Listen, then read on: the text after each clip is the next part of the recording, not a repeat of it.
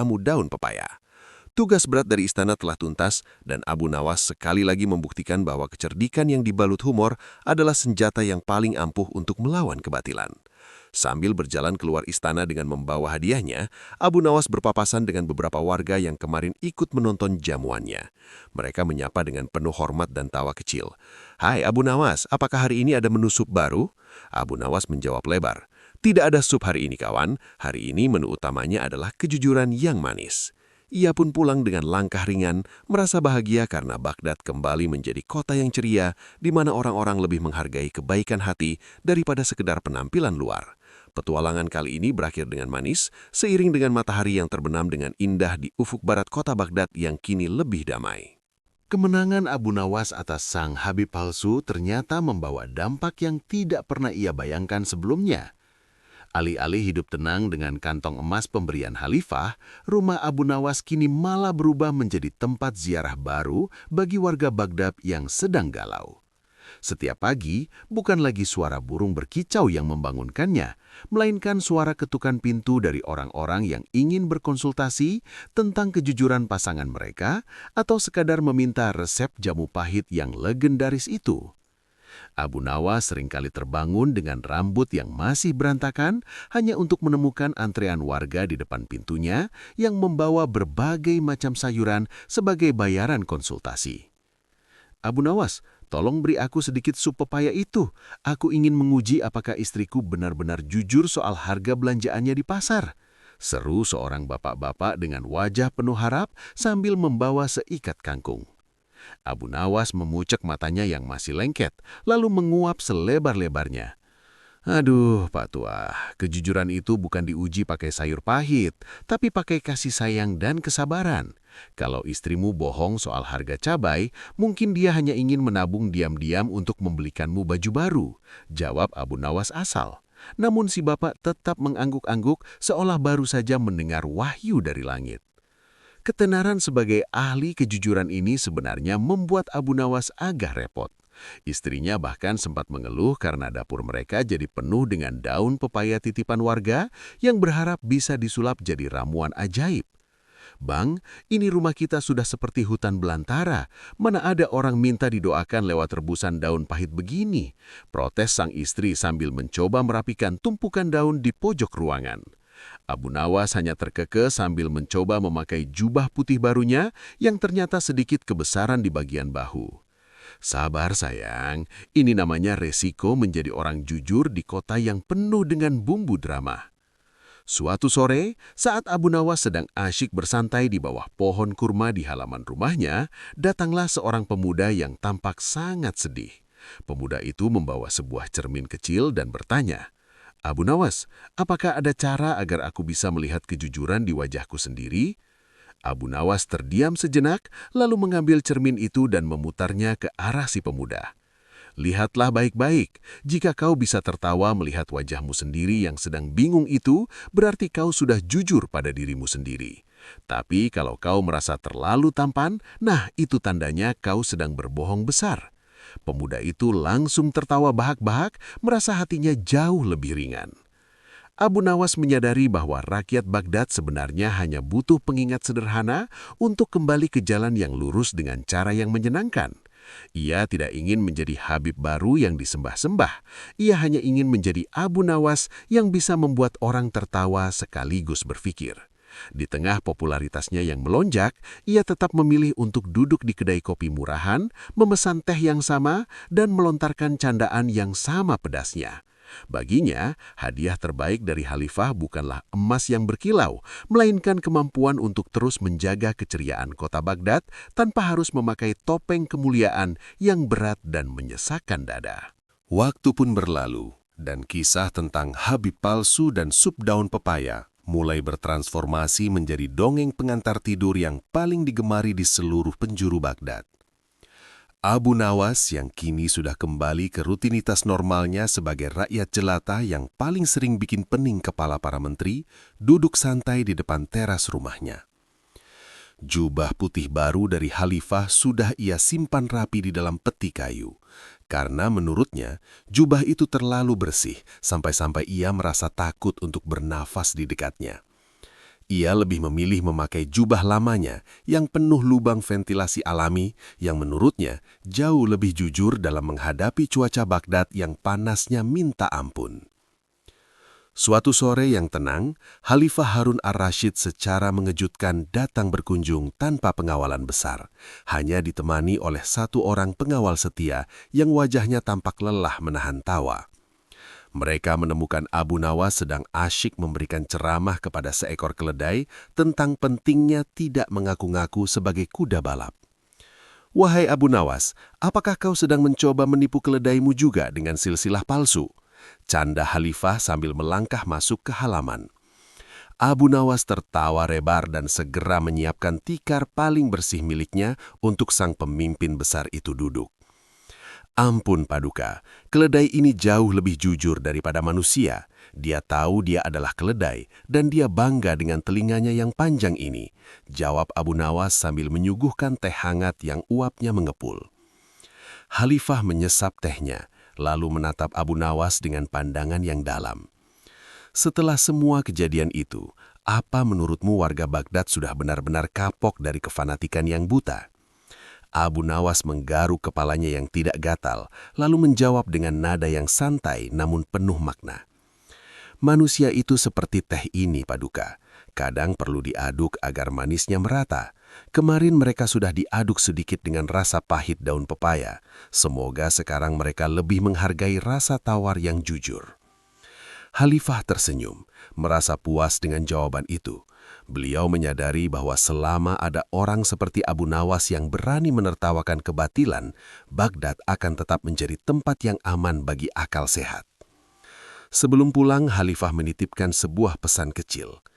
"Jangan pernah berhenti membuat kami tertawa, Abu Nawas, karena tawa yang tulus seringkali lebih tajam daripada mata pedang dalam menebas kesombongan." Abu Nawas membungkuk hormat, merasa sangat terharu hingga hampir saja ia mengeluarkan air mata.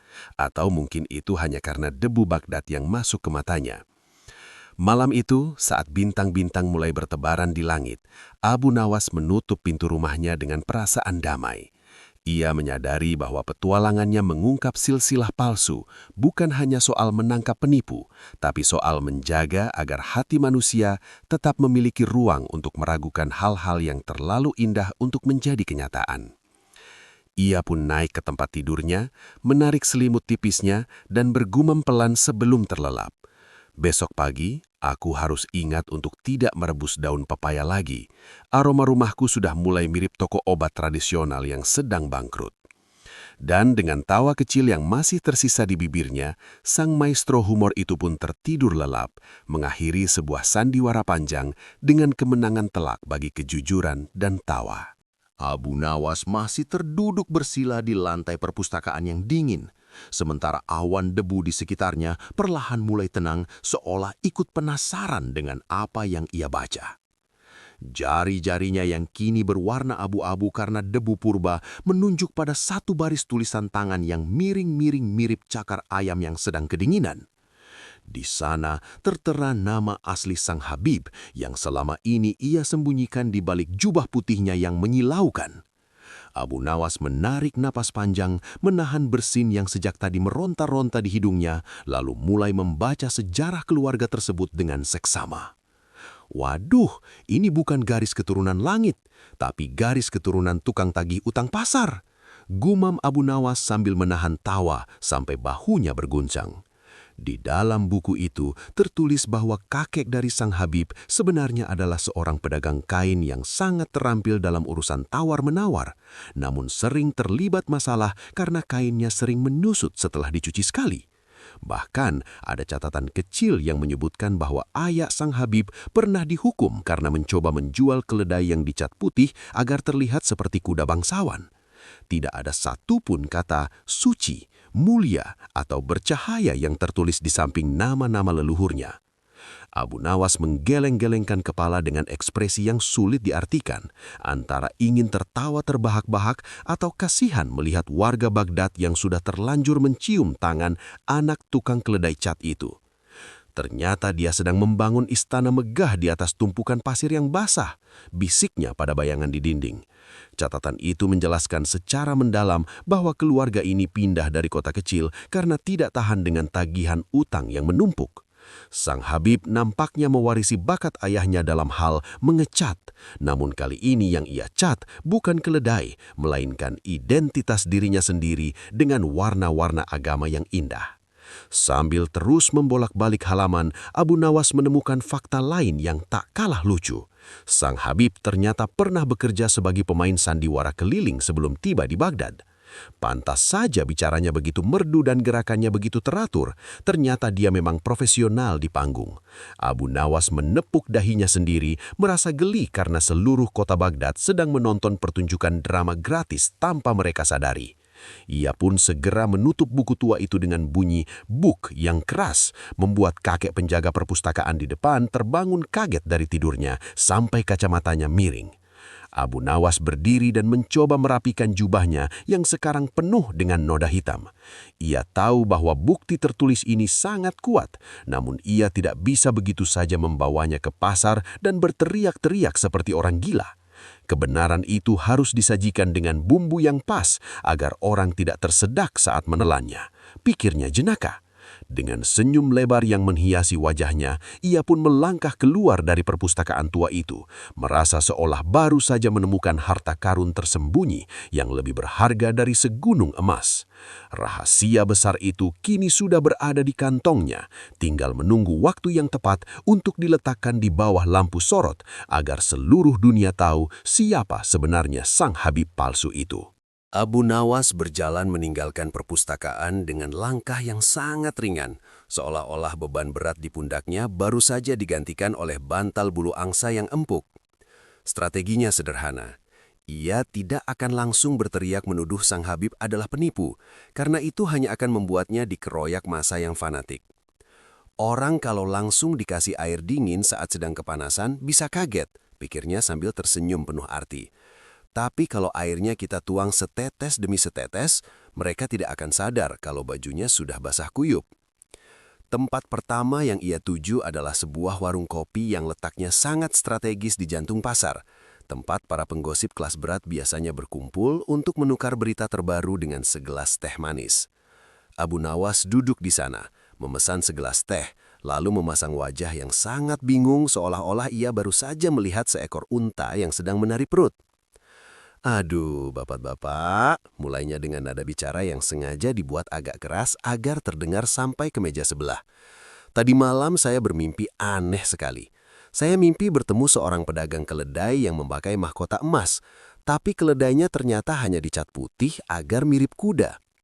Seorang warga yang sedang asyik menyeruput kopi langsung menoleh. Apa hubungannya mimpi itu dengan kenyataan, Abu Nawas? Kamu ini ada-ada saja, serunya sambil tertawa. Abu Nawas menghela napas panjang. Aktingnya sungguh luar biasa. Bukan begitu kawan, hanya saja saya jadi teringat ceramah Habib kemarin. Beliau bilang keluarganya sangat mulia, tapi kok setiap kali ditanya soal nama leluhurnya, beliau malah batuk-batuk seperti orang yang tersedak biji salak. Apakah kemuliaan itu menular ke tenggorokan juga? Pertanyaan polos namun tajam itu mulai membuat suasana warung yang tadinya bising menjadi sedikit sunyi. Beberapa orang mulai saling pandang, seolah-olah ada bohlam lampu yang baru saja menyala di atas kepala mereka. Benar juga ya, bisik seorang pedagang sayur kepada temannya. Kemarin waktu ditanya soal asal kotanya, Habib itu cuma bilang dari tanah yang diberkahi. Tanah yang diberkahi itu kan luas, bisa saja dari kebun belakang rumahnya sendiri. Tawa kecil mulai pecah di sudut ruangan. Abu Nawas hanya tersenyum simpul di balik gelas tehnya, merasa bahwa benih keraguan yang ia tanam sudah mulai mendapatkan siraman air yang cukup dari nalar sehat warga. Sepanjang sore itu, Abu Nawas berpindah dari satu kerumunan ke kerumunan lain, dari tukang panggul di dermaga hingga para penjual rempah-rempah. Ia tidak memberikan jawaban, melainkan hanya melemparkan pertanyaan-pertanyaan pendek yang mengusik logika. Kalau dia keturunan raja-raja besar, kenapa jubahnya tidak pernah kotor padahal dia jalan kaki di pasar yang becek? Apa mungkin debu Baghdad minder melihatnya? Canda Abu Nawas yang disambut gelak tawa warga. Pelan tapi pasti, rasa kagum yang membabi buta mulai memudar, digantikan oleh rasa penasaran yang sehat. Baghdad yang tadinya hanya tahu cara memuja, kini mulai belajar cara bertanya. Dan itu adalah kemenangan kecil pertama bagi rencana besar Abu Nawas untuk membongkar kebenaran. Kabar mengenai pertanyaan-pertanyaan nakal Abu Nawas ternyata merambat lebih cepat daripada aroma sate unta yang terbakar. Sang Habib yang sedang duduk di atas kursi beludurnya sambil menghitung tumpukan hadiah, tiba-tiba merasa telinganya panas. Laporan dari para murid setianya mulai berubah nada. Dari yang tadinya memuji-muji keajaiban, kini menjadi laporan tentang warga yang mulai berbisik-bisik soal silsilah keluarga Sang Habib yang dianggap mirip gasing karena terus berputar tanpa henti. Sang Habib meremas ujung jubah putihnya yang mahal, wajahnya yang tadi bercahaya kini berubah menjadi merah padam layaknya kepiting yang lupa diangkat dari penggorengan. Abu Nawas lagi, Abu Nawas lagi. Geram Sang Habib sambil mondar-mandir di ruangannya yang mewah. Ia sadar bahwa jika ia diam saja, kerajaan donasi yang ia bangun dengan susah payah bisa runtuh dalam sekejap hanya karena banyolan seorang pria yang jubahnya lebih banyak lubangnya daripada jaring ikan. Sang Habib pun segera memanggil murid-murid terdekatnya yang memiliki wajah paling meyakinkan untuk diajak bersekongkol. "Kalian semua, dengarkan baik-baik," bisiknya dengan nada yang dibuat sedramatis mungkin. Katakan pada seluruh warga Baghdad bahwa Abu Nawas itu sebenarnya sedang sakit hati. Dia iri karena tidak ada yang mau mencium tangannya. Maka mulailah kampanye serangan balik yang penuh kekonyolan. Murid-murid Sang Habib berpencar ke seluruh penjuru kota, mulai dari tukang jagal sampai tukang jahit. "Kalian jangan percaya pada si Abu Nawas itu," kata salah seorang murid dengan wajah penuh keprihatinan palsu. Dia itu iri hati karena Sang Habib begitu mulia. Kabarnya Abu Nawas sampai tidak bisa tidur karena ingin punya jubah putih, tapi yang dia punya cuma kain bekas pembungkus tepung. Warga yang mendengar itu pun mulai bingung. "Masa sih Abu Nawas iri hanya karena soal jubah?" tanya seorang warga sambil menggaruk kepalanya yang tertutup topi lusuh. Gosip itu menyebar seperti minyak yang tumpah di atas meja kayu. Sebagian warga yang masih sangat fanatik mulai menatap Abu Nawas dengan pandangan sinis saat ia lewat di pasar. "Lihat itu, orang yang iri hati sedang jalan," bisik seorang ibu-ibu sambil menyembunyikan keranjang belanjanya, seolah-olah rasa iri Abu Nawas bisa menulari sayur sawinya. Abu Nawas yang mendengar tuduhan itu bukannya marah, malah tertawa berbahak-bahak sampai hampir tersedak ludahnya sendiri. "Hahaha, aku iri, benar aku memang iri.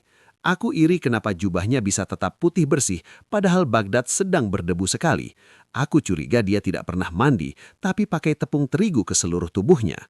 Situasi di Baghdad kini semakin lucu, karena perdebatan berpindah dari soal silsilah menjadi soal siapa yang paling iri. Sang Habib merasa di atas angin, ia mulai sering muncul di depan publik dengan wajah yang dibuat-buat sedih, seolah-olah ia adalah korban fitnah yang paling malang di dunia. Namun ia tidak menyadari bahwa semakin ia banyak bicara tentang keburukan orang lain, semakin luntur pula pesona orang suci yang selama ini ia bangun. Abu Nawas hanya memperhatikan dari kejauhan dengan mata yang berbinar jenaka. "Silahkan menyerang Habib sayang," gumamnya pelan. "Semakin banyak kamu bicara, semakin besar lubang yang kamu gali untuk dirimu sendiri." Di tengah badai fitnah yang ditiupkan oleh para murid Sang Habib, Abu Nawas justru terlihat lebih santai daripada seekor kucing yang sedang berjemur di bawah sinar matahari pagi. Ia tidak membela diri dengan urat leher yang menegang, melainkan dengan senyuman yang begitu lebar hingga hampir menyentuh kedua telinganya. Baginya, difitnah sebagai orang iri hati adalah hiburan gratis yang lebih lucu daripada menonton pertunjukan monyet memakai baju manusia di alun-alun kota. "Biarkan saja mereka bicara," gumamnya sambil membetulkan letak sorbannya yang sudah mulai menyerupai sarang merpati itu. "Semakin keras mereka berteriak, semakin haus mereka nanti, dan saat itulah aku akan menyuguhkan minuman yang sangat menyegarkan." Abu Nawas kemudian menyusun rencana yang sangat nekat sekaligus cerdas. Ia berkeliling pasar sambil membawa sebuah gong kecil yang suaranya lebih cempreng daripada suara penyanyi yang sedang flu berat.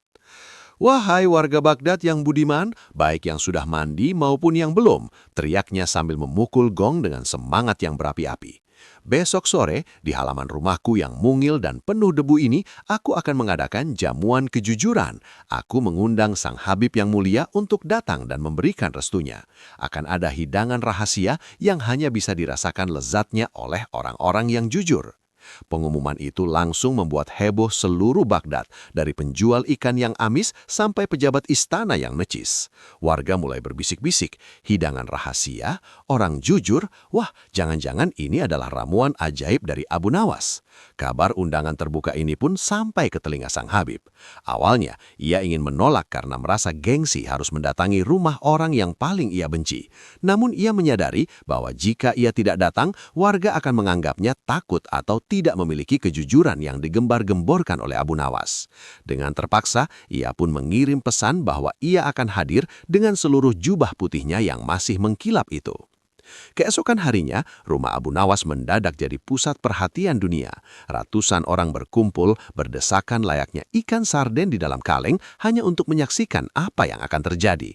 Abu Nawas sudah menyiapkan sebuah meja kayu yang ditutupi kain putih bersih, yang sebenarnya adalah spray tempat tidurnya yang paling lumayan. Di atas meja itu ada sebuah periuk besar yang tertutup rapat, mengeluarkan aroma yang sangat harum dan menggoda selera siapapun yang menghirupnya. Ini adalah sup kejujuran, ucap Abu Nawas dengan nada yang sangat misterius, membuat semua orang menelan ludah serentak hingga suaranya terdengar seperti paduan suara katak di musim hujan.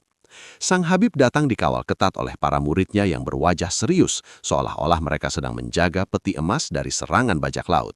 Ia menatap periuk itu dengan tatapan curiga yang sangat tajam. Abu Nawas, apa maksud semua ini? Tanya Sang Habib dengan suara yang tetap berusaha dibuat berwibawa meskipun ia sendiri merasa sedikit lapar.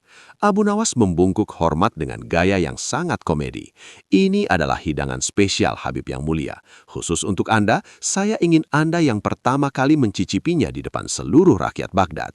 Jika Anda benar-benar orang suci dan jujur, sup ini akan terasa seperti madu surga. Tapi kalau ada satu saja kebohongan, wah, hamba tidak berani membayangkan apa yang akan dirasakan lidah Anda. Suasana di halaman rumah Abu Nawas kini lebih tegang daripada senar gitar yang ditarik terlalu kencang. Ratusan pasang mata tertuju pada periuk besar yang uapnya mengepul cantik, mengeluarkan aroma rempah yang begitu menggoda, sampai-sampai beberapa warga harus memegangi perut mereka agar tidak berbunyi terlalu keras. Sang Habib berdiri di depan periuk itu dengan wajah yang mulai tampak sedikit pucat, kontras sekali dengan jubah putihnya yang masih terlihat silau. Ia menatap cairan di dalam periuk dengan tatapan seorang prajurit yang disuruh menjinakkan bom waktu menggunakan tusuk gigi. "Ayo Habib yang mulia, silakan dicicipi," desak Abu Nawas dengan senyum paling tulus namun paling mencurigakan yang pernah ada dalam sejarah manusia. Rakyat Baghdad ingin melihat bukti nyata bahwa lidah Anda adalah lidah orang yang suci dan jujur. Satu sendok saja dan seluruh dunia akan tahu kemuliaan Anda. Abu Nawas menyodorkan sebuah sendok kayu besar yang ukurannya hampir sebesar kepala bayi. Sang Habib menelan ludah dengan suara glek yang cukup nyaring, membuat para muridnya ikut berkeringat dingin seolah-olah mereka yang akan meminum racun. Dengan tangan yang gemetar hebat, Sang Habib perlahan-lahan menyendok cairan bening kekuningan itu. Pikirannya berkecamuk. Ia tahu betul bahwa dirinya adalah seorang pemain sandiwara, dan peringatan Abu Nawas tentang rasa yang berubah sesuai kejujuran benar-benar menghantui otaknya yang licik.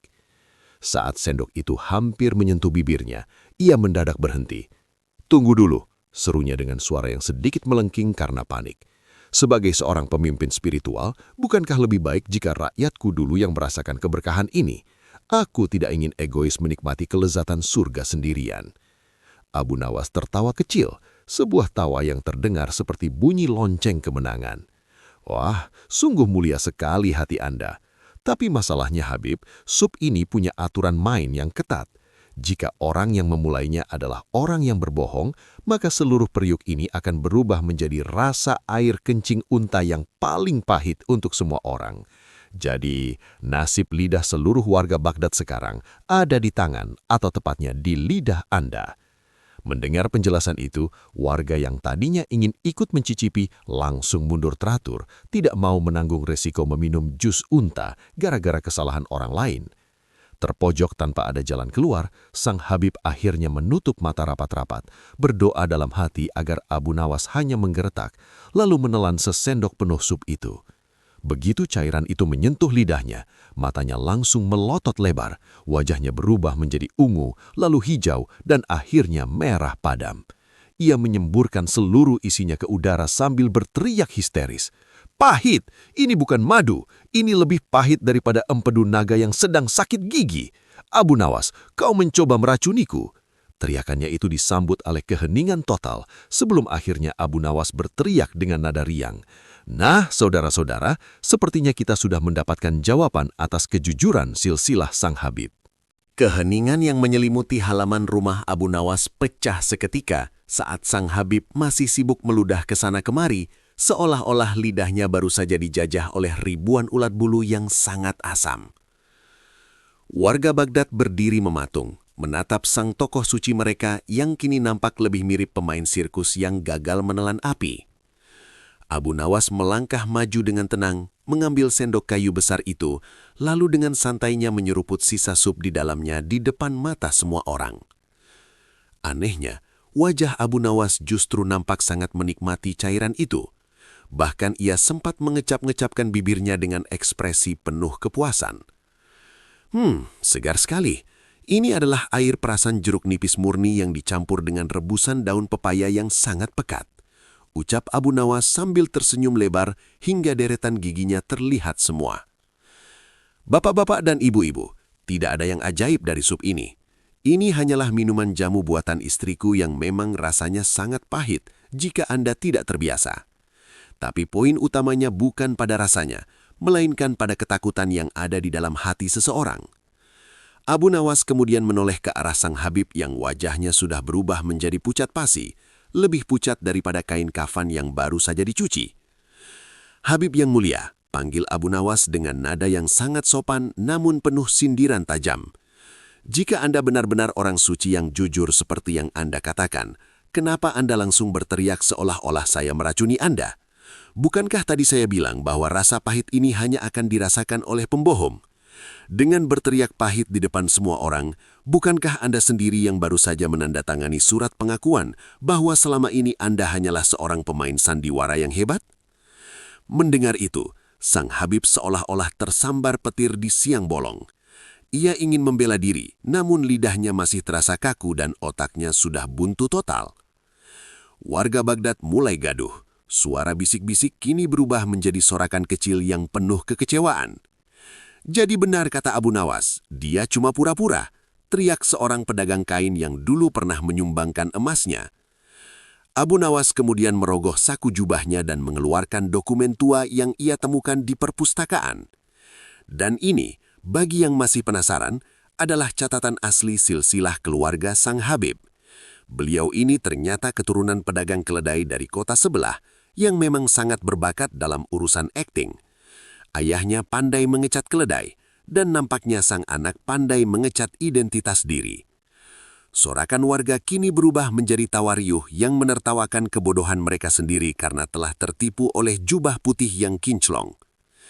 Sang Habib yang sudah tidak punya muka lagi akhirnya lari tunggang langgang meninggalkan halaman rumah Abu Nawas, diikuti oleh murid-muridnya yang juga ikut kocar-kacir menyelamatkan diri dari amukan massa yang mulai melempari mereka dengan kulit jeruk.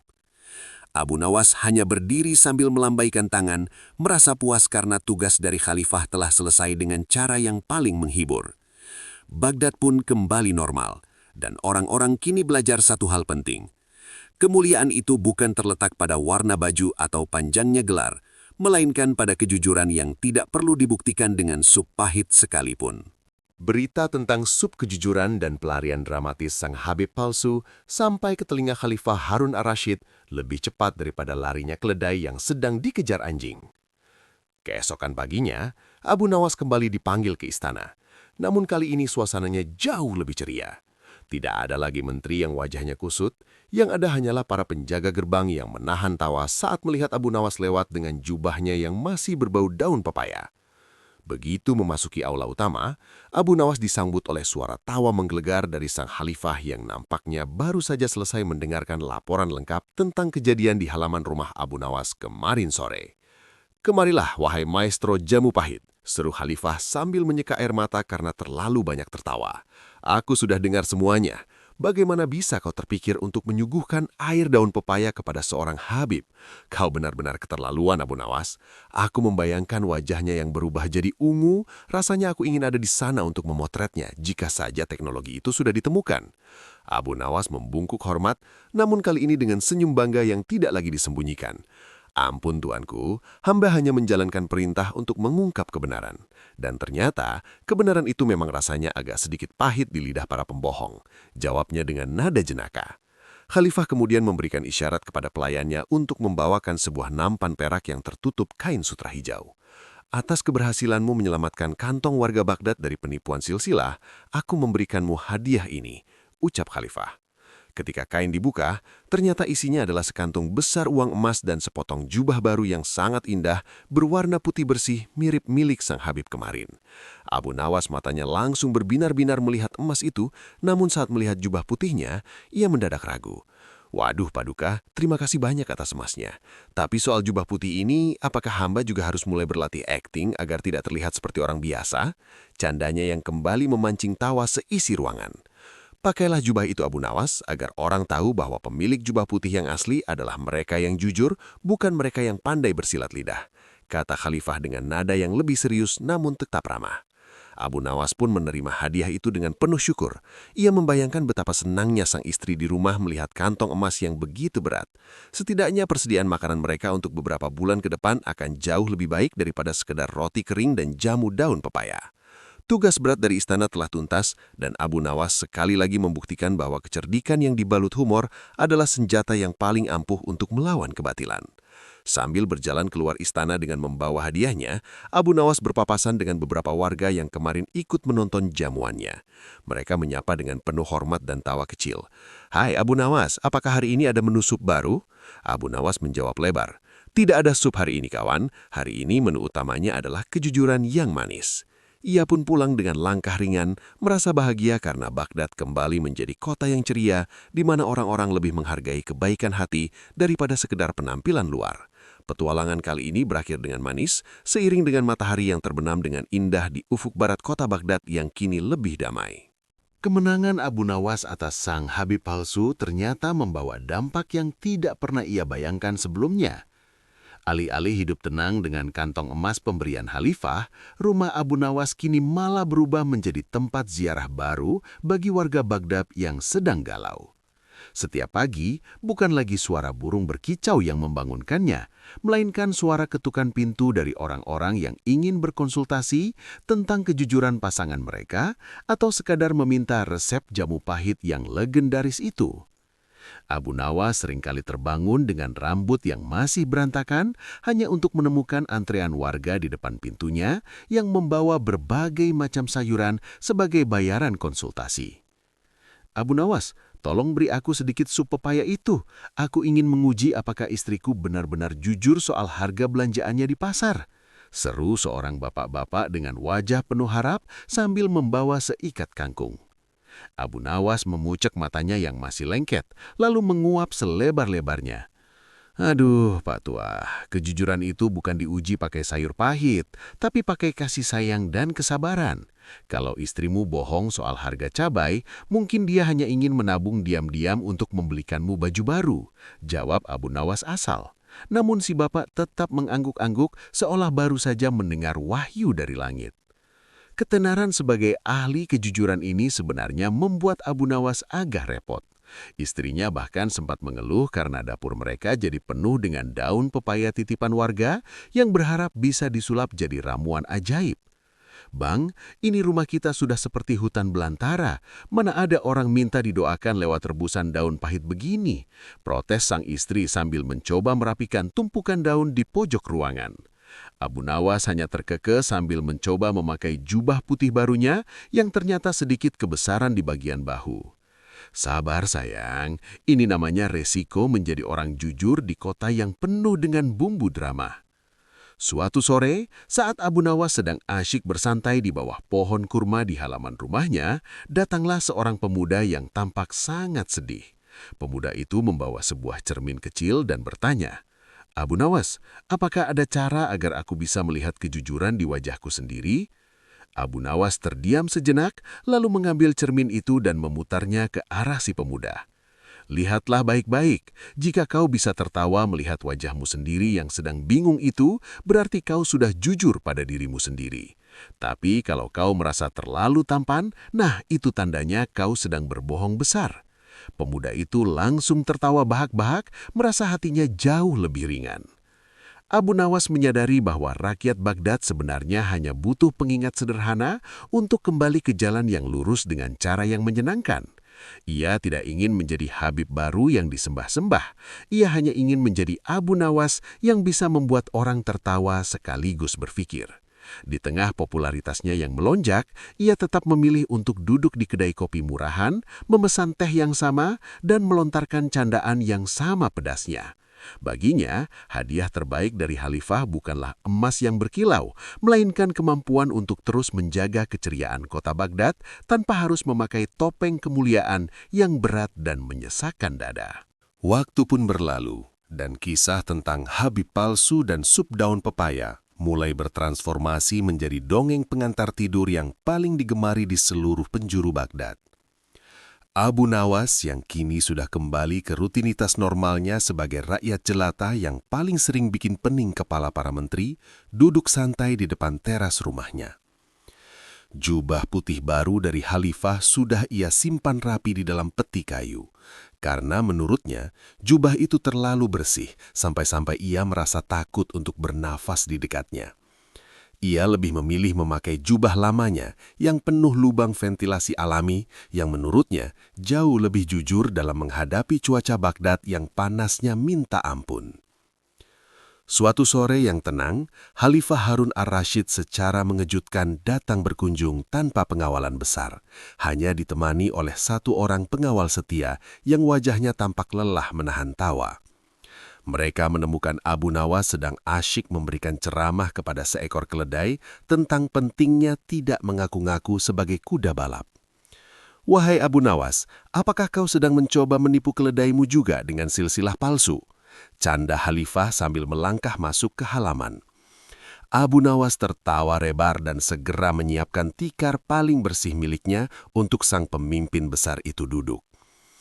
Ampun Paduka, keledai ini jauh lebih jujur daripada manusia. Dia tahu dia adalah keledai dan dia bangga dengan telinganya yang panjang ini, jawab Abu Nawas sambil menyuguhkan teh hangat yang uapnya mengepul. Khalifah menyesap tehnya, lalu menatap Abu Nawas dengan pandangan yang dalam. "Setelah semua kejadian itu, apa menurutmu warga Baghdad sudah benar-benar kapok dari kefanatikan yang buta?" Abu Nawas menggaruk kepalanya yang tidak gatal, lalu menjawab dengan nada yang santai namun penuh makna. "Manusia itu seperti teh ini, Paduka. Kadang perlu diaduk agar manisnya merata. Kemarin mereka sudah diaduk sedikit dengan rasa pahit daun pepaya. Semoga sekarang mereka lebih menghargai rasa tawar yang jujur." Khalifah tersenyum, merasa puas dengan jawaban itu. Beliau menyadari bahwa selama ada orang seperti Abu Nawas yang berani menertawakan kebatilan, Baghdad akan tetap menjadi tempat yang aman bagi akal sehat. Sebelum pulang, Khalifah menitipkan sebuah pesan kecil. "Jangan pernah berhenti membuat kami tertawa, Abu Nawas, karena tawa yang tulus seringkali lebih tajam daripada mata pedang dalam menebas kesombongan." Abu Nawas membungkuk hormat, merasa sangat terharu hingga hampir saja ia mengeluarkan air mata, atau mungkin itu hanya karena debu Baghdad yang masuk ke matanya. Malam itu, saat bintang-bintang mulai bertebaran di langit, Abu Nawas menutup pintu rumahnya dengan perasaan damai. Ia menyadari bahwa petualangannya mengungkap silsilah palsu bukan hanya soal menangkap penipu, tapi soal menjaga agar hati manusia tetap memiliki ruang untuk meragukan hal-hal yang terlalu indah untuk menjadi kenyataan. Ia pun naik ke tempat tidurnya, menarik selimut tipisnya, dan bergumam pelan sebelum terlelap. "Besok pagi, aku harus ingat untuk tidak merebus daun pepaya lagi. Aroma rumahku sudah mulai mirip toko obat tradisional yang sedang bangkrut." Dan dengan tawa kecil yang masih tersisa di bibirnya, sang maestro humor itu pun tertidur lelap, mengakhiri sebuah sandiwara panjang dengan kemenangan telak bagi kejujuran dan tawa. Suasana di dalam balai kota Baghdad menjadi sangat hangat, mirip seperti suasana di dalam rumah saat seluruh keluarga berkumpul menunggu hidangan kue panas keluar dari oven.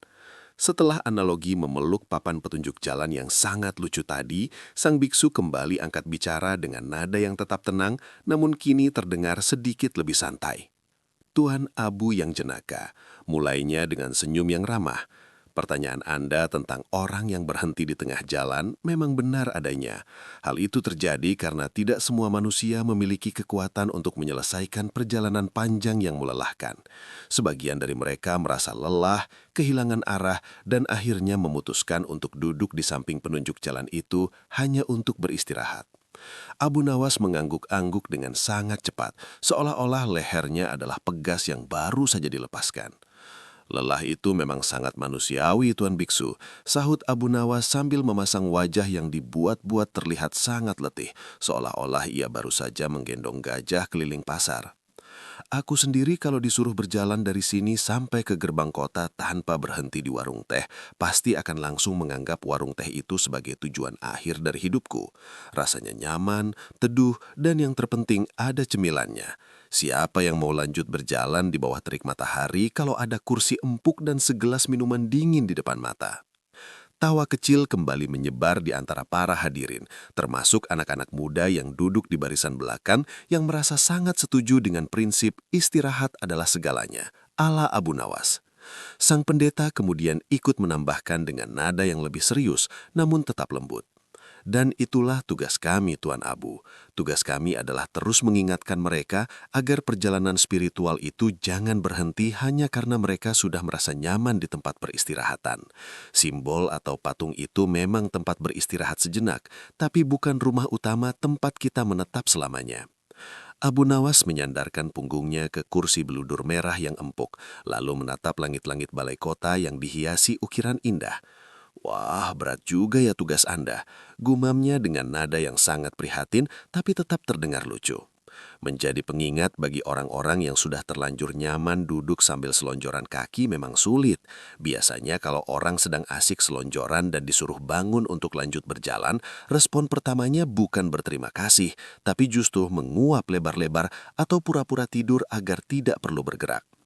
Beberapa hadirin tertawa berhahak-hahak karena merasa tersindir oleh kebiasaan malas-malasan mereka sendiri di rumah. Abu Nawas berhasil menunjukkan bahwa dalam mencari kebenaran, musuh terbesarnya bukanlah jarak yang jauh, melainkan rasa nyaman yang membuat kita lupa untuk terus melangkah. Jadi intinya, sambil membetulkan letak sendalnya yang hampir lepas, Abu Nawas menutup. Kita semua ini sebenarnya adalah rombongan musafir yang sedang sangat mengantuk. Dan hari ini kita beruntung karena debat ini setidaknya berhasil membuat mata kita tetap terbuka, meskipun hanya karena kita takut ketinggalan bagian lucunya. Ruangan itu kembali penuh dengan anggukan setuju dan tawa yang jujur, menandakan bahwa pelajaran berharga telah tersampaikan tanpa perlu membuat siapapun merasa dimarahi. Setelah tawa mereda, Abu Nawas tidak langsung duduk. Ia justru berdiri diam sejenak sambil mengedarkan pandangan ke seluruh penjuru aula, seolah-olah sedang mencari sesuatu yang hilang. Mungkin harga dirinya yang ia tinggalkan di warung teh tadi pagi. Tiba-tiba, matanya tertuju pada sebuah sudut ruangan di mana berdiri sebuah patung kecil yang sangat indah.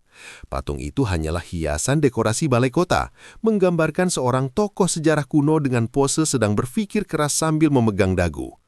Abu Nawas tersenyum lebar, jenis senyuman yang biasanya membuat orang-orang di sekitarnya merasa perlu untuk segera menyembunyikan barang berharga mereka. "Tuan Ketua Majelis yang terhormat," seru Abu Nawas sambil menunjuk ke arah sudut itu dengan jari telunjuknya yang sedikit gemetar karena semangat. "Bolehkah aku meminjam teman diam kita yang ada di pojok sana? Aku merasa ia sudah terlalu lama sendirian dan mungkin ia punya pendapat menarik untuk dibagikan dalam debat yang sangat serius ini." Ketua Majelis mengernyit andahi, merasa ragu sejenak apakah Abu Nawas sudah benar-benar kehilangan akal sehatnya atau sedang menyiapkan kejutan besar. Namun, karena rasa penasaran yang sudah mencapai ubun-ubun, ia akhirnya mengangguk. Seorang panitia segera berlari kecil mengambil patung itu dan menyerahkannya kepada Abu Nawas. Abu Nawas menerima patung itu dengan sangat hati-hati, seolah-olah ia sedang memegang bayi kucing yang sedang tertidur pulas. Ia membawanya ke depan meja majelis dan meletakkannya dengan penuh hikmat di atas meja kayu yang mengkilap. "Nah, saudara-saudaraku sekalian," kata Abu Nawas sambil mengelus kepala patung itu dengan lembut. "Perkenalkan, ini adalah rekan debat baru kita. Namanya, sebut saja dia Si Tenang. Dia adalah contoh paling sempurna dari seorang peserta debat yang tidak akan memotong pembicaraan orang lain, tidak akan marah-marah saat argumennya dipatahkan, dan yang paling penting, dia tidak akan meminta bayaran honor pembicara." Tawa riuh kembali pecah di seluruh aula. Bahkan beberapa penjaga yang berdiri kaku di pintu masuk sampai harus menutup mulut mereka agar tidak tertawa bahak-bahak.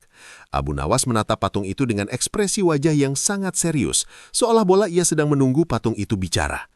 "Kalian lihat?" lanjut Abu Nawas sambil menoleh ke arah penonton. "Si Tenang ini terbuat dari tanah liat yang dicampur dengan sedikit keringat pengrajinnya.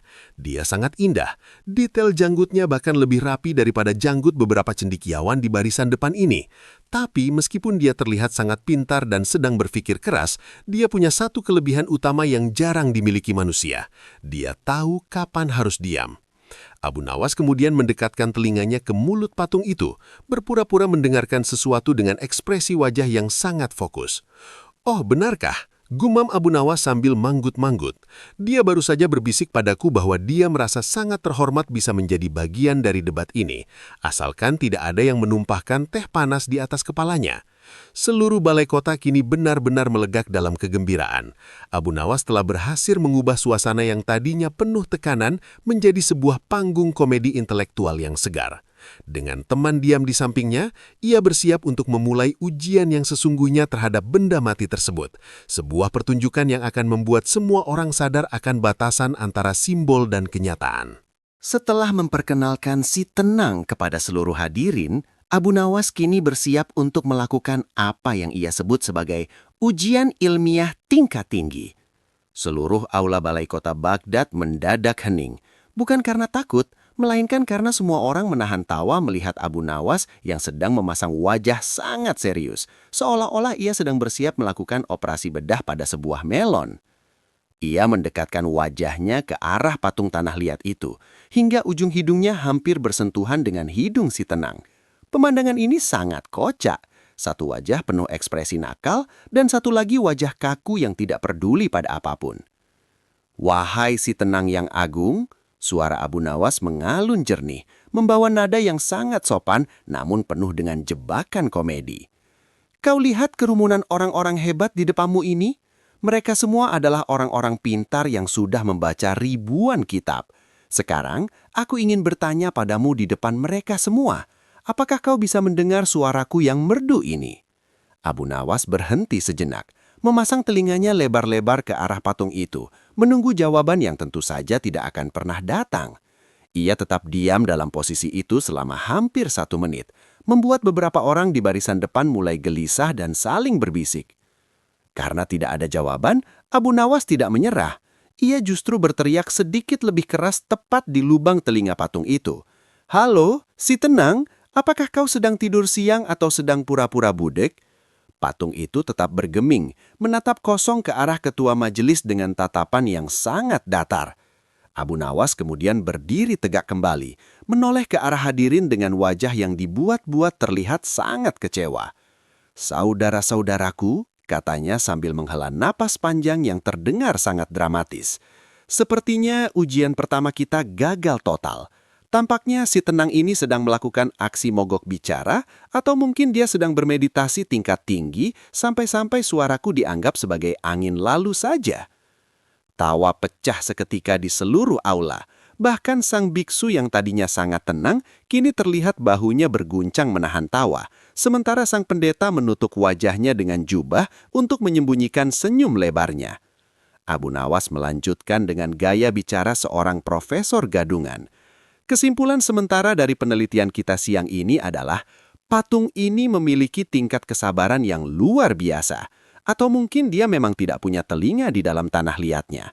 Namun jangan berkecil hati, ilmu pengetahuan menuntut kita untuk melakukan ujian kedua yang lebih menantang. Beberapa anak muda di barisan belakang bersorak kecil, sangat menikmati pertunjukan sains ala Abu Nawas ini. Abu Nawas membetulkan letak sandalnya yang hampir lepas karena ia terlalu semangat bergerak. Ia menatap patung itu sekali lagi dengan pandangan penuh selidik. "Si tenang," bisiknya tapi cukup keras untuk didengar semua orang. "Jangan harap kau bisa lolos begitu saja.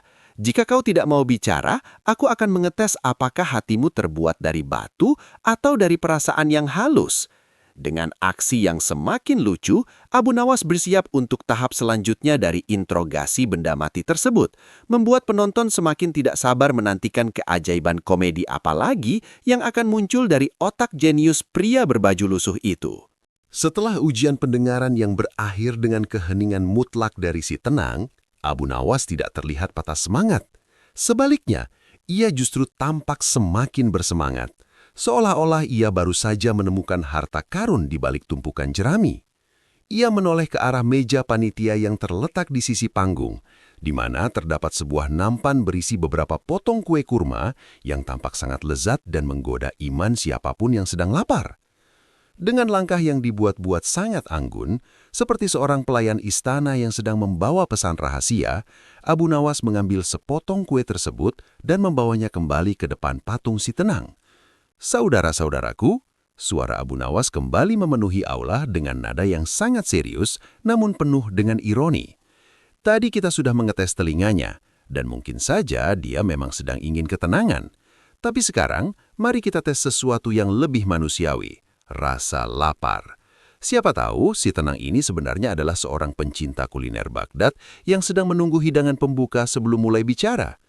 Ia mendekatkan kue kurma itu ke arah mulut patung yang tertutup rapat. "Ayo si tenang, bukalah mulutmu sedikit. Kue ini sangat manis, dibuat dengan cinta dan mentega pilihan. Jangan sampai kau menyesal karena membiarkan kue ini jatuh ke tangan orang lain, terutama ke tanganku yang sudah mulai gemetar karena lapar ini." Hadirin kembali meledak dalam tawa yang lebih riuh dari sebelumnya. Bahkan sang khalifah yang mungkin sedang memantau dari kejauhan pun pasti akan ikut tersenyum. Abu Nawas mencoba menempelkan kue itu ke bibir patung tersebut, berpura-pura membujuknya seperti seorang ibu yang sedang merayu anaknya agar mau makan sayuran. "Ayo, satu gigitan saja untuk kemajuan ilmu pengetahuan," bisiknya. Namun suaranya tetap terdengar jelas hingga barisan paling belakang. Tentu saja kue itu tetap utuh dan mulut patung itu tetap diam membeku, seolah-olah sedang menjalankan aksi mogok makan yang paling konsisten dalam sejarah manusia. Abu Nawas kemudian berdiri tegak, memakan kue kurma itu sendiri dengan sekali lahap sambil menunjukkan ekspresi wajah yang sangat puas. Luar biasa. Sayang sekali kau melewatkan ini, kawan," katanya sambil menepuk-nepuk bahu patung itu. Lalu ia berbalik menghadap sang biksu, sang pendeta, dan seluruh hadirin dengan tatapan yang kini berubah menjadi tajam dan penuh arti. "Kalian lihat sendiri, bukan? Benda ini tidak bisa mendengar, tidak bisa makan, dan tidak bisa memberikan jawaban meskipun aku merayunya dengan makanan paling enak di Baghdad. Jadi bukankah aneh jika kita yang memiliki telinga hidup, mulut hidup, dan hati yang berdenyut justru seringkali bertindak lebih kaku dan lebih diam daripada tanah liat ini saat dihadapkan pada kebenaran?" Kesimpulan itu menghujam jantung aula seperti petir yang jernih di tengah hari bolong. Tawa yang tadi membahana berubah menjadi senyuman penuh perenungan. Abu Nawas tidak hanya melucu, ia telah menggunakan humor sebagai jembatan untuk menunjukkan betapa seringnya manusia mati secara spiritual meskipun fisiknya masih bernafas. Sang biksu mengangguk dengan hormat yang mendalam, menyadari bahwa pelajaran terbesar hari ini tidak datang dari naskah pidato yang tebal, melainkan dari sepotong kue kurma dan sebuah patung yang tidak bisa makan.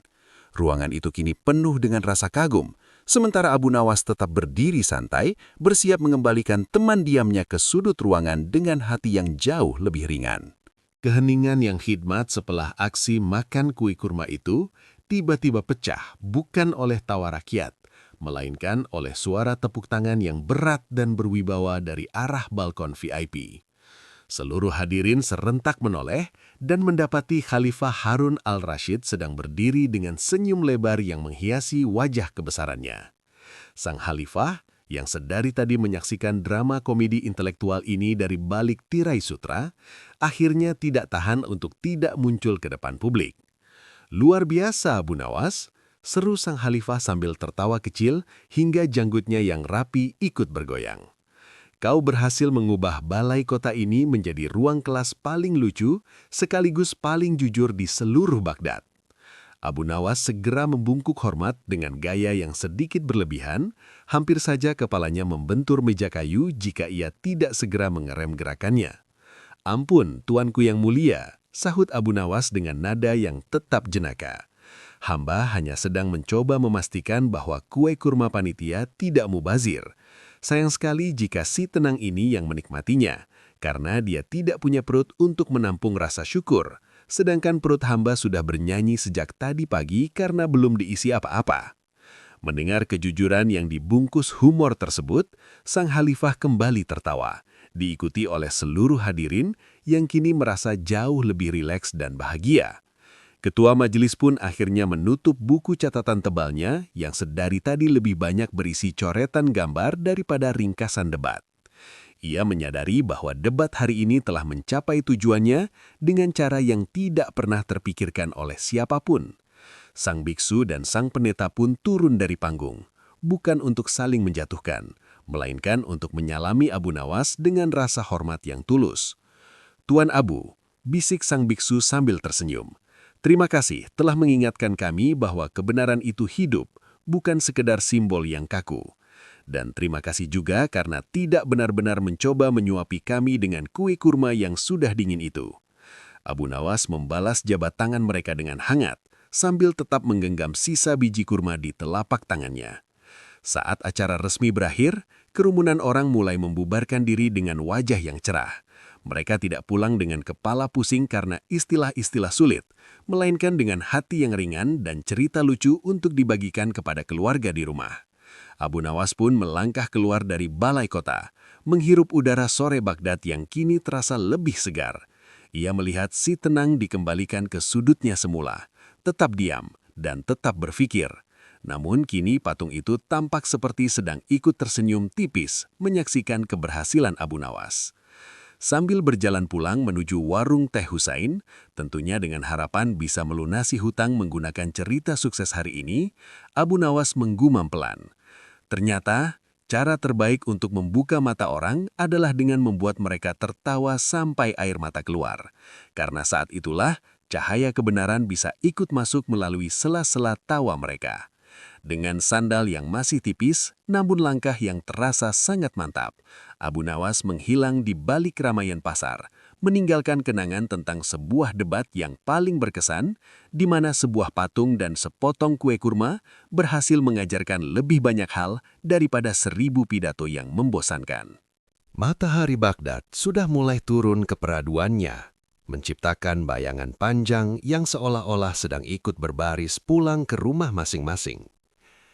Abu Nawas berjalan dengan langkah yang sangat ringan, seakan-akan sandalnya yang tipis itu baru saja dipasangi sayap burung pipit. Ia bersiul kecil, sebuah nada acak yang hanya ia sendiri yang tahu judulnya. Mungkin judulnya adalah Lagu Perut Kenyang Setelah Makan Kue Kurma Panitia.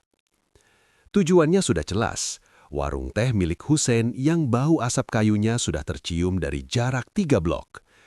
Ia ingin memastikan bahwa Hussein tahu kalau investasi masa depan berupa teh gratis tadi pagi sudah membuahkan hasil yang sangat manis. Begitu ia melangkah masuk, suara Hussein langsung menyambutnya lebih cepat daripada aroma teh melati. "Nah, ini dia sang ahli filsafat gadungan kita," seru Hussein sambil mengacungkan kain lapnya yang masih setia menemani tangannya. "Aku sudah dengar ceritanya dari orang-orang pasar.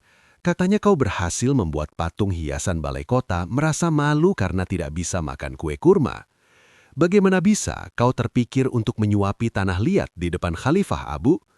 Apa kau sudah benar-benar ingin pindah tempat tinggal ke penjara bawah tanah?" Hussein tertawa bahak-bahak, namun tangannya tetap lincah menuangkan teh hangat ke dalam cangkir favorit Abu Nawas tanpa diminta. Abu Nawas duduk dengan gaya yang sangat anggun, seolah-olah ia masih berada di kursi beludur merah balai kota, bukan di atas bangku kayu yang hampir reot. "Hussein sahabatku, Penjara bawah tanah itu terlalu lembab untuk tulang-tulangku yang berharga ini, jawab Abu Nawas sambil menyesap tehnya dengan suara serup yang sangat panjang dan penuh kemenangan. Khalifah justru sangat berterima kasih padaku. Berkat aku, debat yang tadinya kaku seperti batang pohon itu berubah menjadi taman bunga yang penuh tawa. Dan yang paling penting, si tenang itu sekarang punya sejarah baru sebagai satu-satunya patung di Baghdad yang pernah ditawari makan siang oleh seorang jenius. Hussein menggeleng-gelengkan kepalanya. Kagum sekaligus heran melihat sahabatnya yang satu ini selalu punya cara untuk keluar dari masalah dengan gaya yang kocak. Jadi apakah itu berarti kau punya uang untuk melunasi utang tehmu selama sebulan ini? Tanya Hussein dengan nada penuh harap yang dibuat-buat. Abu Nawas terdiam sejenak, menatap cangkir tehnya seolah sedang mencari jawaban di dasar air. Ah Hussein, bukankah kebahagiaan hati karena ceritaku tadi jauh lebih berharga daripada beberapa keping dirham? Jawab Abu Nawas sambil mengerlingkan matanya. Mari kita anggap utangku lunas sebagai imbalan atas pertunjukan gratis yang baru saja kuberitahu kepadamu. Hussein hanya bisa menghela nafas sambil tersenyum lebar. Ia tahu betul kalau berdebat dengan Abu Nawas soal uang adalah sia-sia. Ia akan selalu kalah oleh logika-logika aneh yang entah datang dari mana. Baiklah, hari ini kumuafkan karena kau sudah membuatku tertawa, kata Hussein sambil kembali membersihkan meja. Abu Nawas menyandarkan kepalanya ke dinding warung menatap bintang pertama yang mulai muncul di langit Baghdad. Ia merasa sangat damai. Hari ini ia telah membuktikan bahwa dengan sedikit tawa, pelajaran hidup yang paling berat pun bisa terasa seringan kapas, dan utang yang menumpuk pun bisa dimaafkan hanya dengan modal cerita yang lucu. Malam benar-benar telah menyelimuti Baghdad dengan jubah hitamnya yang bertabur permata bintang. Di warung teh Hussein, lampu-lampu minyak mulai menyala, memberikan cahaya keemasan yang menari-mari di wajah Abu Nawas yang tampak sangat puas. Hussein yang baru saja selesai menghitung sisa rotinya, duduk di sebelah Abu Nawas sambil memegang sebuah jeruk yang kulitnya sudah agak keriput. Abu, panggil Hussein dengan nada yang lebih serius namun tetap ramah. Setelah semua kegaduhan hari ini, apa sebenarnya yang ingin kau sampaikan kepada orang-orang itu? Apakah hanya soal patung yang tidak bisa makan kue? Abu Nawas menarik napas dalam-dalam, membiarkan udara malam yang sejuk memenuhi paru-parunya. Ia mengambil jeruk dari tangan Hussein, lalu memutarnya perlahan seolah benda itu adalah bola dunia yang sangat mungil. Hussein, temanku yang paling sabar menghadapi utang, mulainya dengan senyum tipis yang penuh makna. Dunia ini seringkali terlalu sibuk dengan hal-hal yang terlihat kaku dan serius. Orang-orang memakai jubah besar, berbicara dengan bahasa yang sulit dan saling berdebat tentang siapa yang paling benar. Sampai mereka lupa bahwa hati mereka sebenarnya haus akan sesuatu yang sederhana, kejujuran yang dibungkus dengan kegembiraan. Ia kemudian mengupas jeruk itu. Aroma segarnya langsung merebak dan mengalahkan bau asap kayu di warung tersebut. Lihat jeruk ini, kata Abu Nawas sambil mengangkat satu siung jeruk. Jika aku hanya memuji keindahan kulitnya tanpa pernah memakannya, apakah aku akan tahu rasanya? Begitu juga dengan kebijaksanaan. Banyak orang hanya sibuk memoles kulit agama dan ilmu mereka agar terlihat mengkilap di depan orang lain. Tapi mereka lupa untuk merasakan manisnya kasih sayang dan gurihnya tawa di dalam hati mereka sendiri. Aku hanya ingin mereka berhenti sejenak dari keseriusan yang palsu itu. Hussein mengangguk-angguk. Kali ini ia benar-benar merasa bahwa Abu Nawas bukan sekedar tukang banyol pasar, melainkan seorang guru yang menggunakan tawa sebagai kurikulum utamanya. Jadi, kau ingin mereka menjadi lebih manusiawi? Tanya Hussein. Abu Nawas tertawa kecil. Suara tawanya memantul di dinding warung yang sunyi. Tepat sekali. Aku ingin mereka ingat bahwa Tuhan memberikan kita mulut bukan hanya untuk berdebat, tapi juga untuk tersenyum. Dan Dia memberikan kita telinga bukan hanya untuk mendengar perintah, tapi juga untuk mendengar keluh kesah sesama, atau setidaknya mendengar bunyi perut temannya yang lapar agar bisa segera berbagi sepotong roti. Abu Nawas pun bangkit, mengembalikan siung jeruk terakhir ke tangan Hussein dan bersiap untuk melangkah pulang. Malam ini aku pulang dengan perasaan kaya Hussein. Bukan kaya karena dirham, tapi kaya karena aku melihat orang-orang Baghdad tertawa bersama tanpa melihat apa warna jubah mereka. Sambil melangkah keluar, Abu Nawas melambaikan tangannya tanpa menoleh ke belakang. Husain menatap punggung sahabatnya itu hingga menghilang di kegelapan lorong, sambil tersenyum dan bergumam. Besok pagi dia pasti akan datang lagi untuk meminta teh gratis dengan alasan baru. Dan begitulah, di bawah langit Baghdad yang tenang, sebuah kebijaksanaan telah tersampaikan melalui tawa yang jujur, mengingatkan siapapun bahwa hidup terlalu berharga untuk dijalani tanpa setetes pun keceriaan. Langkah kaki Abu Nawas akhirnya berhenti tepat di depan pintu rumahnya yang sederhana. Di dalam, cahaya lampu minyak merembes keluar melalui celah pintu, menandakan bahwa sang istri masih terjaga menantinya. Abu Nawas menarik nafas panjang, mencoba menghilangkan aroma teh dari nafasnya agar tidak dituduh terlalu lama nongkrong di warung Husain. Ia membuka pintu dengan sangat perlahan, berharap bisa masuk tanpa suara layaknya seekor kucing yang sedang mengincar ikan asin. Namun, baru saja satu kakinya melangkah masuk, suara istrinya sudah menyambar lebih tajam daripada bunyi petir di siang bolong. "Oh, jadi sang pahlawan Baghdad baru pulang sekarang?" Abu Nawas tersenyum lebar, mencoba memasang wajah paling polos yang pernah ia miliki. "Istriku yang cantik, kecantikanmu malam ini benar-benar mengalahkan cahaya rembulan," rayunya sambil mendekat dengan gerakan yang sangat hati-hati. Sang istri hanya melipat tangan di depan dada, menatapnya dengan pandangan yang bisa membuat sebongkah es mencair seketika. "Simpan dulu rayuanmu itu, Abu. Aku dengar dari tetangga sebelah kalau kau tadi siang menjadi ahli filsafat di balai kota dan makan kue kurma gratis di depan khalifah. Lalu mana oleh-oleh untuk istrimu yang sudah menunggumu sambil menahan lapar sejak tadi sore?" Abu Nawas tertegun sejenak. Ia baru ingat bahwa ia lupa membawa pulang sepotong kue pun karena semuanya sudah habis di lahapnya sendiri. Namun bukan Abu Nawas namanya jika ia tidak punya alasan yang masuk akal tapi aneh. "Istriku," katanya dengan nada yang sangat serius, "sebenarnya aku ingin membawakanmu satu nampan penuh kue kurma, tapi di tengah jalan aku bertemu dengan seekor semut yang sedang menangis terseduh-seduh. Semut itu bilang bahwa keluarganya sedang kelaparan, jadi sebagai orang yang baru saja belajar tentang kasih sayang spiritual, aku memberikan semua kue itu kepadanya." Istrinya mendengus, mencoba menahan senyum mendengar alasan yang sangat tidak masuk akal itu. Semut makan satu nampan kue, sepertinya semut itu sekarang sudah sebesar kucing kalau benar-benar memakan semuanya. Abu Nawas tertawa kecil, menyadari bahwa istrinya tidak semudah itu dibohongi. Nah, itulah keajaiban hari ini sayangku. Segala sesuatu yang tidak mungkin bisa menjadi mungkin jika kita punya cukup selera humor. Tapi jangan khawatir, aku membawa sesuatu yang jauh lebih berharga daripada kue kurma. Sang istri mengangkat alisnya. "Apa itu? Emas? Perak?" Abu Nawas menggeleng pelan lalu menunjuk ke arah kepalanya sendiri.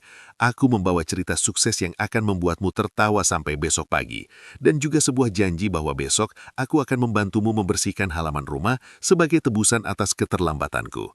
Sang istri akhirnya tidak bisa menahan tawa dan memukul bahu Abu Nawas dengan kain lap. "Kau ini memang pandai bicara. Cepat duduk, aku sudah siapkan sup hangat, tapi kau harus menceritakan semua detail tentang patung yang kau suapi itu sampai tuntas." Abu Nawas pun duduk dengan riang, menyadari bahwa meski ia bisa menaklukkan seluruh cendekiawan Baghdad, debat yang paling menyenangkan adalah saat ia kalah di depan istrinya sendiri. Setelah perutnya kenyang oleh sup hangat buatan istrinya, dan hatinya lega karena semua utang serta urusan diplomatik di balai kota selesai, Abu Nawas merebatkan tubuhnya di atas tikar pandan yang sudah mulai menipis. Di luar, suara jangkrik Baghdad bersahut-sahutan, seolah-olah mereka sedang mengadakan debat tandingan tentang siapa yang memiliki suara paling merdu malam itu. Abu Nawas menatap langit-langit kamarnya yang terbuat dari jalinan pelepah kurma. Pikirannya kembali melayan pada kejadian siang tadi, tentang patung yang bisu, cendekiawan yang kaku, dan bagaimana sepotong kue kurma bisa menjadi senjata pemungkas yang lebih tajam daripada ribuan argumen filsafat yang rumit. Ia tersenyum sendiri mengingat wajah sang biksu yang terkejut sekaligus kagum. "Dunia ini memang aneh," gumam Abu Nawas pelan, hampir berupa bisikan yang tertelan kesunyian malam. Orang-orang rela menyeberangi lautan dan mendaki gunung hanya untuk mencari kebenaran. Padahal terkadang, kebenaran itu sedang duduk manis di warung teh sambil menunggu seseorang mengajaknya tertawa. Baginya, petualangan hari ini bukan hanya tentang memenangkan perdebatan, tetapi tentang meruntuhkan tembok kesombongan yang seringkali membuat manusia merasa lebih tinggi dari sesamanya. Ia merasa puas karena hari ini ia berhasil menjadi cermin yang lucu bagi orang-orang hebat di Baghdad. Istrinya, yang sedang merapikan selimut di sisi lain, menoleh sambil menggelengkan kepala melihat suaminya yang senyum-senyum sendiri. Abu, berhentilah bertingkah seperti orang yang baru saja menemukan peti emas. Cepatlah tidur, besok kau sudah berjanji akan membantuku membersihkan halaman rumah, ingat? Abu Nawas tertawa kecil, suara tawanya terdengar sangat damai. Istriku, membersihkan halaman itu adalah filsafat praktis tingkat tinggi. Itu adalah simbol dari membersihkan debu-debu kesedihan di dalam hati. Jadi, besok aku akan bekerja dengan semangat seorang ahli filsafat yang sedang memegang sapu lidi. Sang istri hanya bisa menghela napas, menyadari bahwa suaminya akan selalu punya cara untuk mengubah pekerjaan rumah tangga menjadi sebuah teori yang muluk-muluk. Namun, di balik itu semua, ia tahu bahwa Abu Nawas adalah pria yang paling tulus yang pernah ia kenal. Abu Nawas pun memejamkan matanya, membiarkan kantuk mulai menjemputnya masuk ke alam mimpi. Ia bermimpi tentang sebuah negeri di mana semua masalah diselesaikan dengan lomba bercerita lucu, dan di mana setiap orang yang bertemu di jalan akan saling bertukar tawa daripada bertukar argumen yang panas. Malam itu Abu Nawas tidur dengan sangat nyenyak, senyaman seorang bayi yang tidak punya beban pikiran. Baghdad tetap menjadi saksi bisu atas kehadiran seorang pria jenaka yang menggunakan kecerdikannya untuk membawa cahaya di tengah kegelapan keangkuhan. Esok pagi, matahari akan terbit lagi, pasar akan kembali ramai, dan Abu Nawas pasti akan bangun dengan ide-ide gila baru yang siap mengguncangkan kota 1001 malam itu dengan tawa yang jujur dan menyegarkan. Karena bagi Abu Nawas, selama masih ada tawa, maka masih ada harapan bahwa dunia ini akan menjadi tempat yang jauh lebih baik untuk ditinggali oleh siapapun.